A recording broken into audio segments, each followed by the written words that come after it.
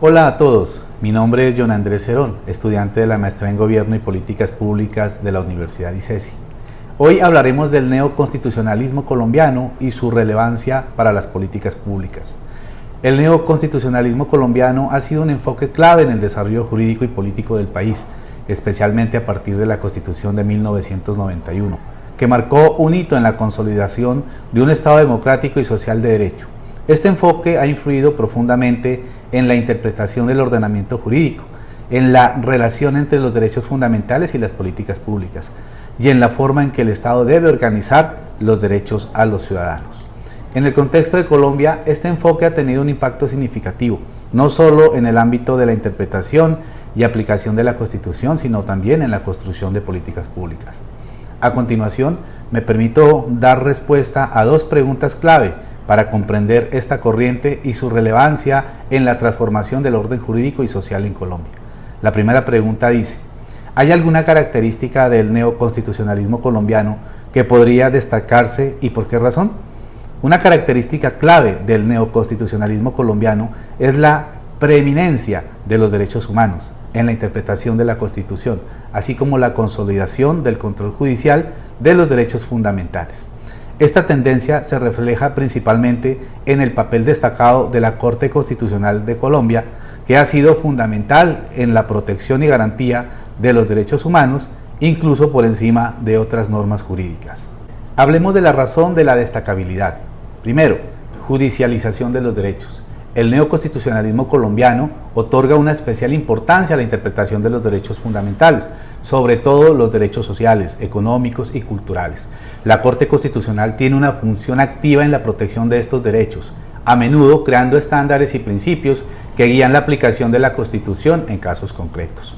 Segundo, bloque de constitucionalidad. En el marco del neoconstitucionalismo se ha consolidado el concepto del bloque de constitucionalidad, según el cual, además de la Constitución de 1991, otros tratados internacionales en materia de derechos humanos y normas supranacionales tienen una jerarquía superior en las leyes ordinarias. Esto amplía el alcance de los derechos fundamentales, garantizando que Colombia se comprometa con estándares internacionales de derechos humanos. Tercero, enfoque pro derechos fundamentales. Este enfoque pone a los derechos humanos en el centro del ordenamiento jurídico, interpretándolos de manera amplia y protectora.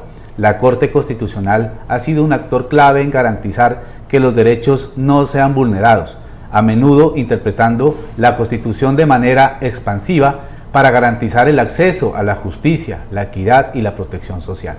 Cuarto, acción de tutela. El neoconstitucionalismo colombiano está vinculado a la acción de tutela, un mecanismo judicial que permite a los ciudadanos reclamar la protección de sus derechos fundamentales ante un juez, incluso cuando hay leyes que podrían ser contrarias a estos derechos. Este mecanismo ha facilitado el acceso a la justicia y ha fortalecido la protección a los derechos individuales frente a actuaciones del Estado o de particulares. En resumen, el neoconstitucionalismo colombiano es una corriente que ha promovido la interpretación dinámica y progresista de la Constitución, con una fuerte protección de los derechos fundamentales y la aplicación de los principios constitucionales en la vida cotidiana de los ciudadanos. Este enfoque ha fortalecido la democracia y ha garantizado una protección más efectiva de los derechos humanos. Dando respuesta al segundo interrogante, ¿considera que el concepto o categoría de neoconstitucionalismo colombiano supone alguna relevancia para la comprensión de las políticas públicas? De ser así, explique brevemente. Sí. El concepto de neoconstitucionalismo colombiano tiene una relevancia significativa para la comprensión de las políticas públicas en el país, principalmente debido a su enfoque en la protección de los derechos fundamentales y su impacto en la interpretación y aplicación de la Constitución, lo que influye directamente en las decisiones y orientaciones de las políticas gubernamentales. Vamos a hacer una explicación breve de la relevancia. Primero, la prioridad de los derechos fundamentales. El neoconstitucionalismo coloca los derechos humanos y los principios constitucionales en el centro de las decisiones políticas y jurídicas. Esto significa que las políticas públicas deben ser diseñadas y ejecutadas de manera que respeten y promuevan estos derechos, tales como el derecho a la salud, la educación, la vivienda y la igualdad. Los responsables de las políticas públicas deben considerar estos principios constitucionales a la hora de elaborar leyes y regulaciones. Segundo, control judicial.